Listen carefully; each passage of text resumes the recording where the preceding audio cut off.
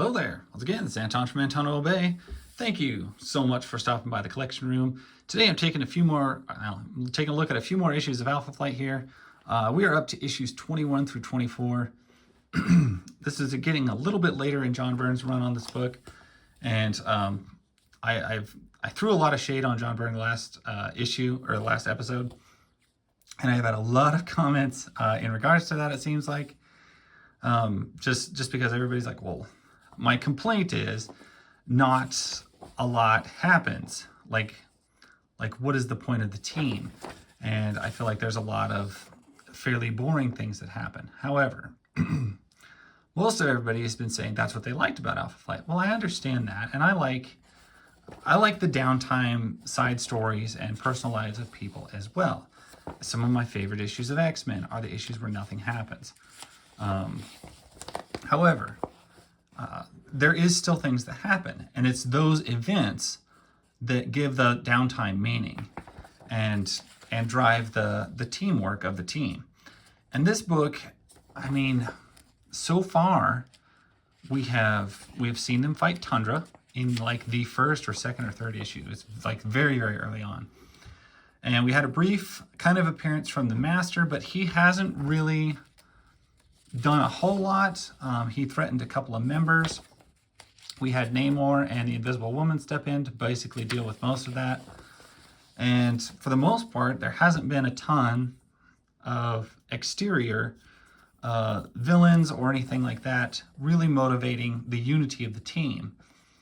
And that's what I think is missing, is you've got these heroes, which are great. You've got them set in Canada, which I love Canada, guys. And I'm just like, give us something a little bit wackier going on than now this particular issue is a good example of some actual story going on. They set up their headquarters in a big house that's haunted basically by a weird robot woman who turns men into gold. There's some interest to it. It is pretty cool. Why he didn't think to just turn to Sasquatch earlier. But as far as like, let's have the team all work together on something, we don't see that hardly at all yet. And here she is. She's getting ready to freeze Aurora. Aurora's looking great. She's crazy, of course. And Gilded Lily is a pretty cool villainous character.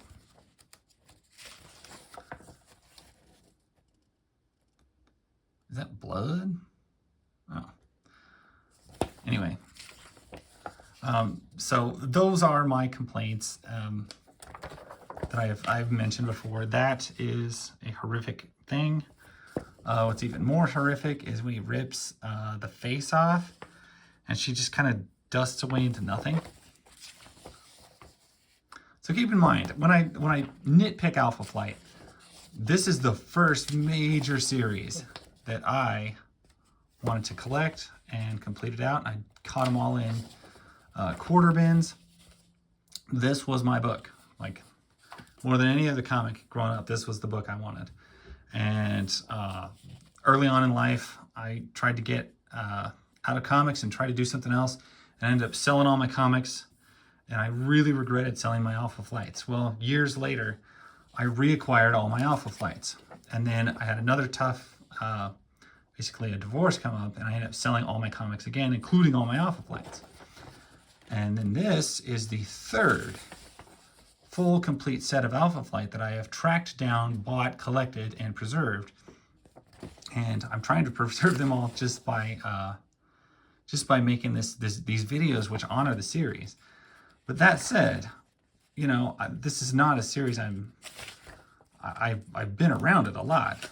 And trust me, when I was younger, some of these first issues, some of the first probably 30 or 40, John Byrne's run, I loved the character development, don't get me wrong, but I kept repeatedly waiting for something to happen. Like, I feel a build-up to something is going to happen. We're going to have a villain. There's going to be some reason that this team exists. And then it wouldn't happen. I would feel cheated. We'd build up to this boss fight and this event, and then that would go away. It wouldn't materialize. That is a big, nasty, disgusting lady, Pink Pearl. She's just a fat woman. She doesn't even have powers, I don't think. She's just super, super fat. And it's really creepy. That's really creepy. All of it's really creepy. I think this is one of the first times we see Box in action.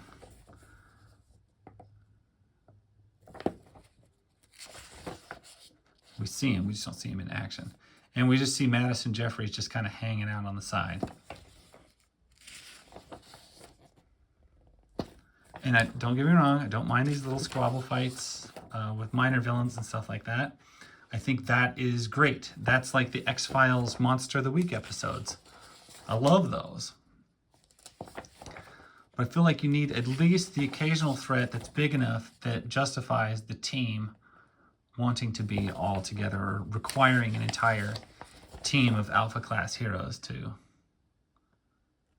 deal with. Wow, killed her with a knife.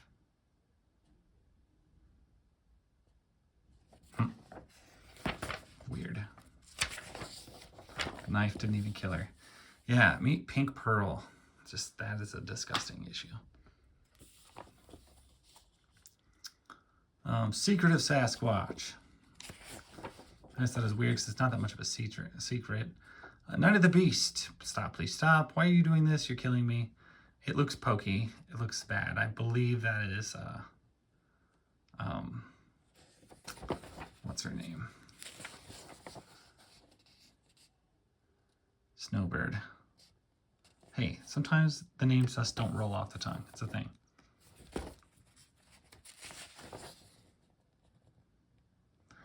I didn't think she just slept as Snowbird. I thought she turned back into her normal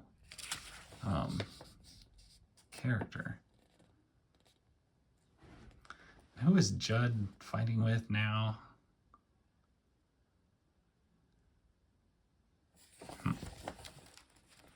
Such a ladies' man, Puck.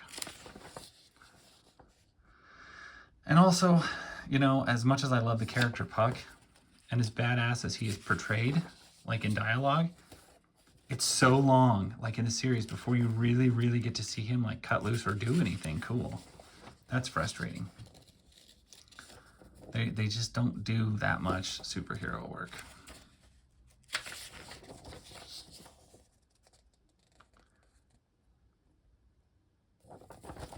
Good pages, good panels. A little more action-packed than normal. You know, I've also heard this, I'm not the first person to make this critique about Alpha Flight not really doing anything. I actually came across this in another issue of, I believe it was X-Men, where somebody was talking about Alpha Flight, and it said in their entire duration of the team, they accomplished precisely next to zero or something like that. It was like a throwaway line that one of the X-Men characters or villains or somebody had said, or a government official, they're like, oh yeah, so-and-so, he came from Alpha Flight, a team that during their tenure did almost practically nothing. So, I mean, I'm not the first person to notice that they didn't really do that much of note for a long, long time. Snowbird as a Sasquatch was pretty cool. I do love that whole Sasquatch shift dynamic. Noxema Agni 12. I remember using that. It burns. It burns the flesh. It's John burns the flesh. I'm not going to ever critique John Byrne's art because I do love John Byrne's art. So one of the points I made when I talked about kind of defending my position on Alpha Flight is look at John Byrne's work on She-Hulk. We have tons of personal life in She-Hulk. She almost does, you know, no superheroing to speak of. But we get enough weird, quirky hijinks that, I mean, it's so much fun. Like, I think his writing was so much better on She-Hulk than it was Alpha Flight. I know he did wonders with the characters here, but he could have made it a little more action-packed, a little more reason for them to focus together as a team, and I think it would have helped a lot. Behold, my friends, the realm of the beast. Once a planet unlike Not unlike Earth, though in a universe outside of our own experience, in a million of years or more past, the beast rose here, and they pilgrimaged to the corrupted world and set forth in search of greener pastures. And it's just a ruined black and white husk. And that's pretty cool.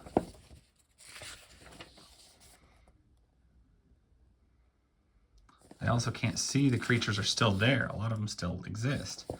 And there's my boy Tundra. This is one of my favorite villains because he's one of the biggest actual tangible threats that they can come up with.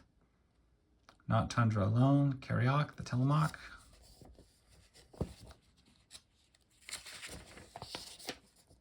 Pretty sweet. The art in here is taking a step up. It is incredibly detailed. Like you could tell he spent forever on some of these panels, which, you know, in some issues, like the Snow Out issue, you could tell he didn't. And there's even some Blackout issues.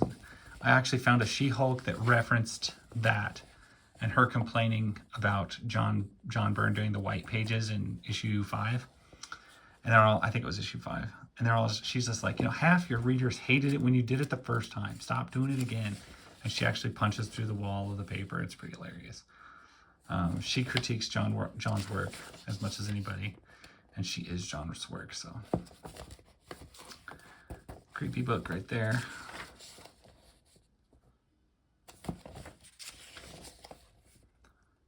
Good colors on box. He looks sharper than normal. Like this red is really red, and that's very nice.